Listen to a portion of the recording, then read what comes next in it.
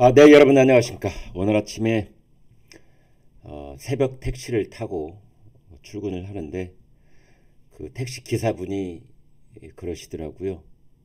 다른 건 다 떠나서 어떤 특정 인사 이름을 거론을 하면서 그 사람만은 절대로 대통령이 돼서는 안 된다. 그런 이야기를 하면서 출근을 했습니다. 65세까지 직장 생활을 하시다가 은퇴를 하고 이제 택시 핸들을 잡은 지 5년 됐다는 그 택시 기사분도 나라가 어디로 가고 있는지 탄식을 땅이 꺼져라 하시면서 그러나 꼭 하고 싶은 이야기가 있는데 그 사람만은 절대 대통령이 돼서는 안 된다. 그 사람이 대통령 되는 걸 생각하니 끔찍하다. 뭐 이런 말을 하고 했습니다. 이제 헌법재판소가 본격적으로 윤석열 대통령에 대한 탄핵 심판 소추안을 놓고 심판 재판을 시작을 합니다. 오늘이 12월 17일 화요일인데요. 다음 주 금요일 12월 27일 크리스마스가 지난 이틀 뒤부터 이제 본격적으로 윤석열 대통령 탄핵소추 재판이 시작이 됩니다. 노무현 전 대통령은 탄핵 심판 결정을 내리는데 기각 63일 걸렸고 박근혜 전 대통령은 인용 결정이 나오는데 91일이 걸렸습니다. 제가 그냥 단순 계산을 해보겠습니다. 그 중간쯤 걸린다고 그러면은 77일이 걸립니다.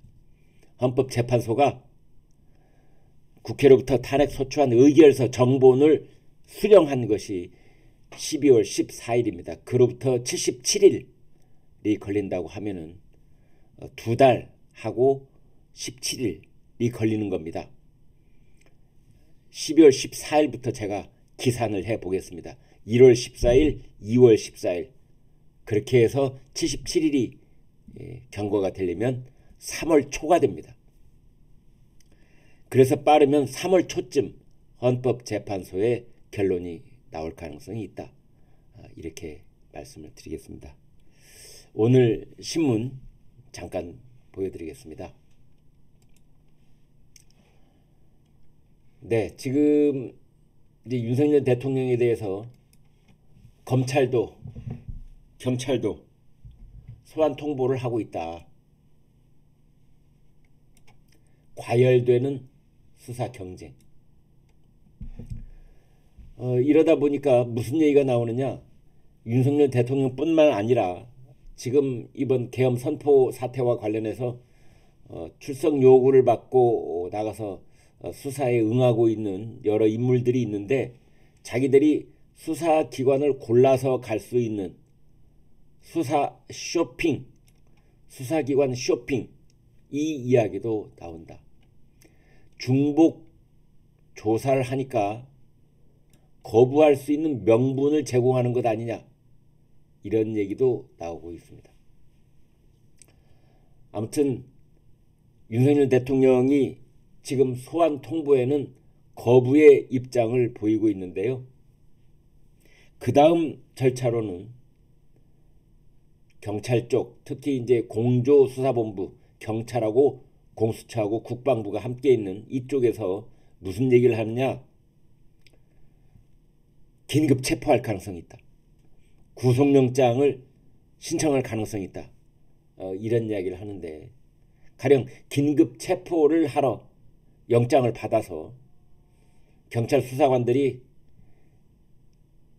서울 한남동에 있는 윤석열 대통령 관저에 들이닥친다고 할 때 현재 윤석열 대통령을 지키고 있는 경호처 직원들이 그걸 호락호락 허락할 것인가?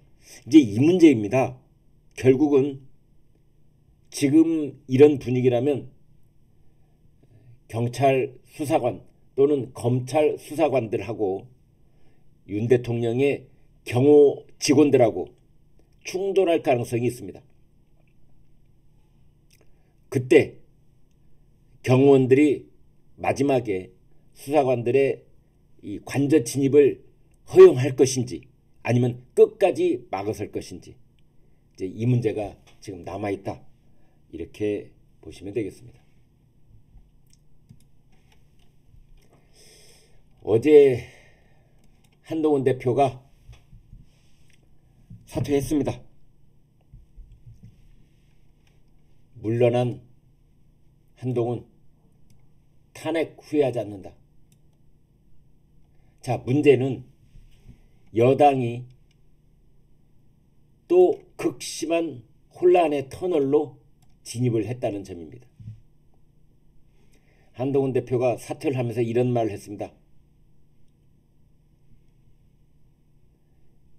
내가 윤석열 대통령의 계엄에 반대를 했는데 그 계엄을 빌미 삼아서 민주당이 또다시 폭주한다면 민주당이 폭주를 정당화하지는 못한다.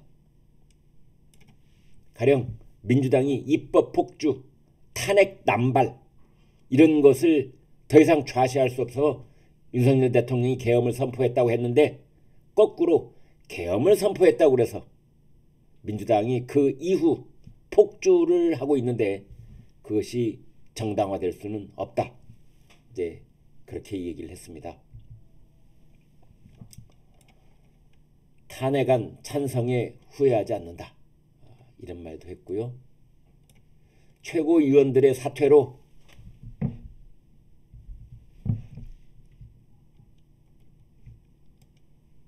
최고위가 붕괴돼 더 이상 당 대표로서의 정상적인 임무 수행이 불가능해졌습니다. 국민의힘 당 대표직을 내려놓습니다. 탄핵이 아닌 이 나라의 더 나은 길을 찾아보려 백방으로 노력했지만 결국 그러지 못했습니다. 이것은 이른바 이제 질서 있는 조기 퇴진, 그것을 성사시키기 위해서 백방으로 노력했지만 결국 실패했다 이런 겁니다. 마음 아프신 우리 지지자분들 생각하면 참 고통스럽지만 여전히 후회하지는 않습니다. 아무리 우리 당에서 배출한 대통령이 한 것이라도 우리가 군대를 동원한 불법 계엄을 옹호하는 것처럼 오해를 받는 것은 산업화와 민주화를 동시에 해낸 이 위대한 나라와 그 국민을, 보수의 정신을, 우리 당의 빛나는 성취를 배신한 것입니다. 그 다음 이런 얘기를 했습니다. 이 부분이 윤 대통령이 듣기에는 상당히 불편할 수 있는 그런 이야기들인데요. 우리가 부정선거 음모론자, 극단적 유튜버 같은 극단주의자들에 동조하거나 그들이 상업적으로 생산하는 공포에 잠식당한다면 보수의 미래는 없을 것입니다. 특히 이제 부정선거 이것을 대통령이 제기한 것에 대해서 그건 아니다 라고 또 한번 강조를 하고 있습니다. 계엄이 잘못이라고 해서 민주당과 이 대표의 폭주와 범죄의 혐의가 정당화되는 것은 절대 아닙니다. 이 대표 재판의 타이머는 멈추지 않고 흘러가고 있다. 비록 계엄 선포가 있었고 이재명 대표가 마치 집권 여당 아니 대통령 당선이라도 된 것처럼 그렇게 매일같이 정부와 한덕수 권한대행 체제를 쥐락펴락하듯 얘기를 하고는 있지만 그렇다고 해서 이재명의 위증 교사 혐의 재판 항소심, 공직선거법 항소심 그 재판의 시계는 째깍째깍 흘러가고 있는 것이다. 그 얘기를 다시 한번 강조를 했습니다.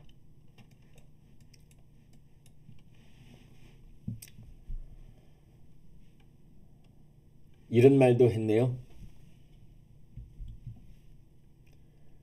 지금은 검을 팔아 소를 살 때입니다. 국민에게 분열하는 여당의 모습을 보여드려서는 안 됩니다. 그랬는데 이미 국민의힘은 찢어졌습니다. 분열하고 말았습니다. 그런데 한동훈 대표나 또는 국민의당, 국민의힘 지지자들께서는 여기까지 그 이상은 안 된다. 아마 이런 생각을 갖고 있을 겁니다. 이 검을 팔아 소를 살 때라는 말은 친윤계의 윤상현 의원이 했네요. 그러니까 검을 팔아 소를 살 때라는 것은, 검이라고 하는 것은 아마 검찰 출신을 얘기하는 것 같아요. 검찰 출신 한동훈, 조선제일검 한동훈 대표의 시간이 끝났다. 이제는 일을 할 수 있는 소를 사야 될 때다. 뭐 이제 이런 얘기를 하는 것 같은데, 검찰 출신 하면은 또 윤석열 대통령도 거기에 포함이 되기 때문에 아무튼 더 이상은 얘기하지 않겠습니다. 윤상현 의원이 이런 이야기를 했습니다.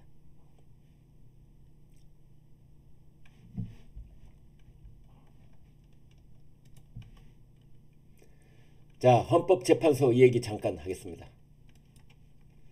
윤석열 대통령 탄핵 심판 주심이 있고, 그러니까 주심 재판관이 있고 지명 재판관이 있습니다. 그래서 이 주심 재판관이 매우 중요한데요. 윤석열 대통령이 지명했던 정형식, 이 모자 쓴 이분이 정형식 재판관입니다. 현재 재판소장 권한대행은 문형배, 이 부분도 제가 빨간 선으로 좀 이렇게 동그라미를 쳐보겠습니다. 지금 현재 재판소장 대행은 문형배, 그리고 윤석열 대통령 탄핵 심판에 관한 주심은 정형식.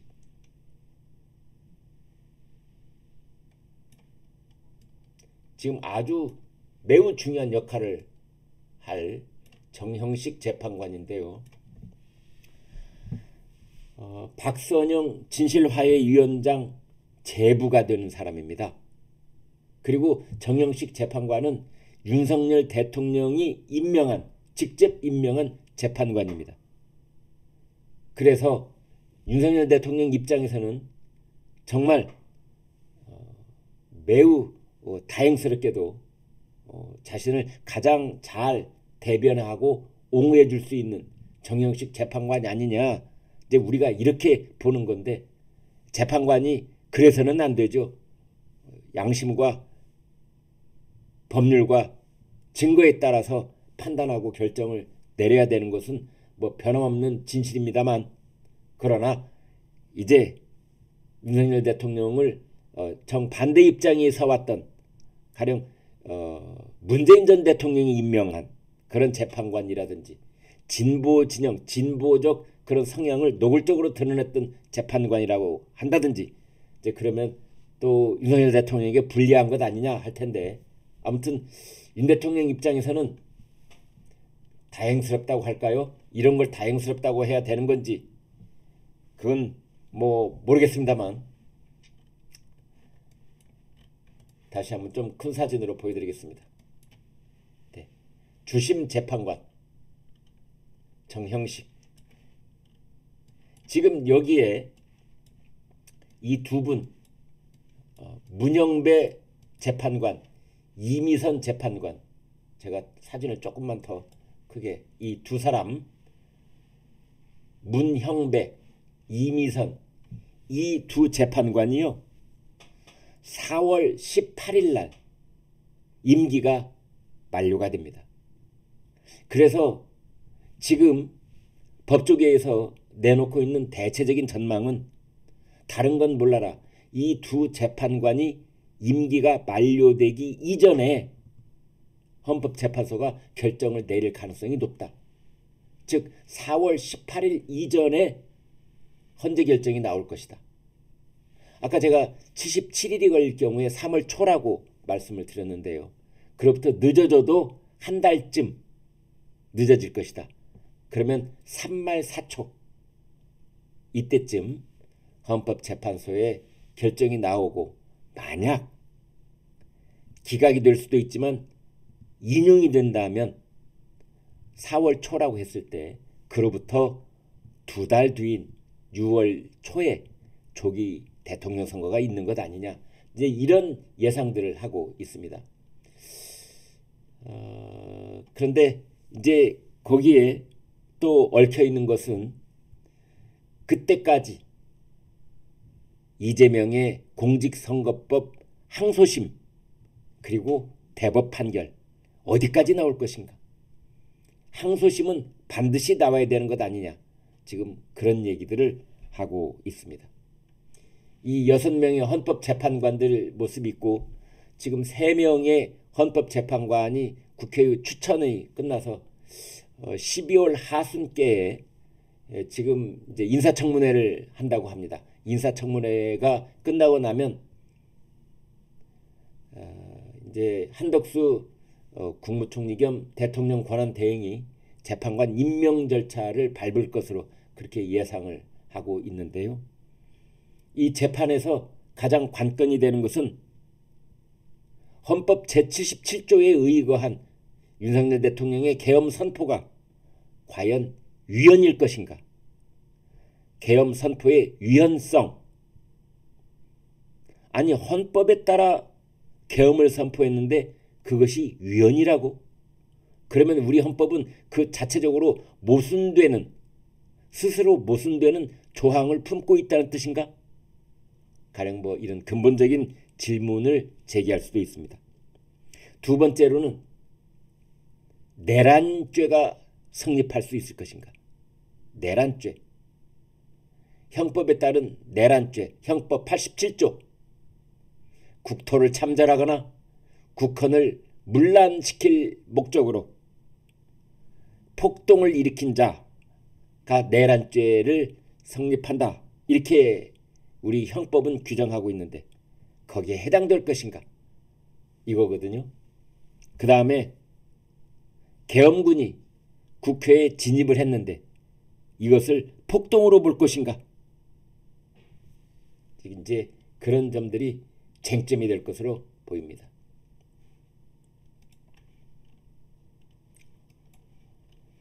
민주당이 지금 갈수록 산입니다. 민주당 또 탄핵하겠다 압박.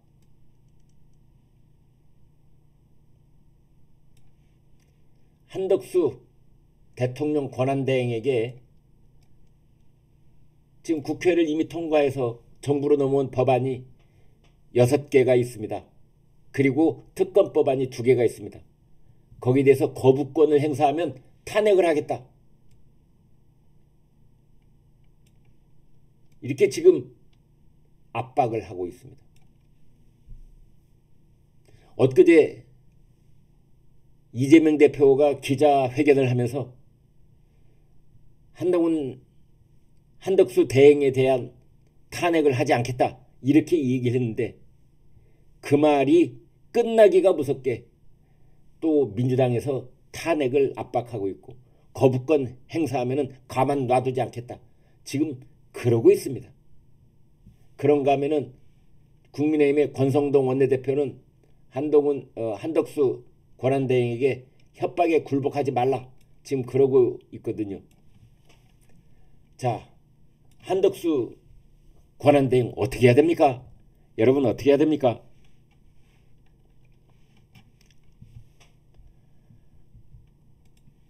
지금 여러 가지가 있는데 그중에서 양곡법, 그리고 증언감정법, 그리고 이제 내란 특검, 김건희 특검, 중요한 것 4가지 이렇게 꼽을 수가 있겠습니다. 그중에서 제일 중요한 것 중에 하나가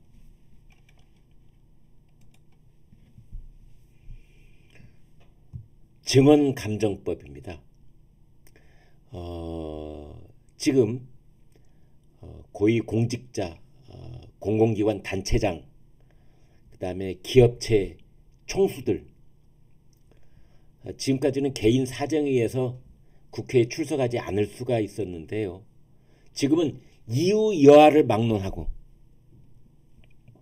극단적으로 말하면 부친상을 당했다고 하더라도, 모친상을 당했다고 하더라도 국회에서 부르면 와야 된다. 오지 않으면 최대 징역 5년까지 살리게 하는 그러한 증언감정법을 지금 통과시키려고 하고 있고, 그것을 국회를 이미 통과를 했으니 한덕수 대행에게 그 법을 공포해달라고 지금 압박하고 있는 겁니다. 김건희 여사 특검, 내란 특검, 그보다 더 중요한 것이 사실은 증언감정법이다. 이제 이런 거고요. 그 다음에 양곡법은 아마 한덕수 대행이 그건 거부를 예전부터 한덕수 대행의 소신이 양곡법은 우리나라 자유시장 질서를 근본부터 흔들어 버릴 수 있는 것이다. 그래서 이거는 안 된다라는 소신을 가지고 있는데, 민주당에서는 그 법 거부하면은 탄핵 들어간다 이렇게 겁을 주고 있고, 또 이 권성동 국민의힘 원내대표는 굴복하지 말아야 된다 하고 있기 때문에 그 결과가 어떻게 마무리될지 두고 봐야 될 것 같습니다. 여러분 고맙습니다.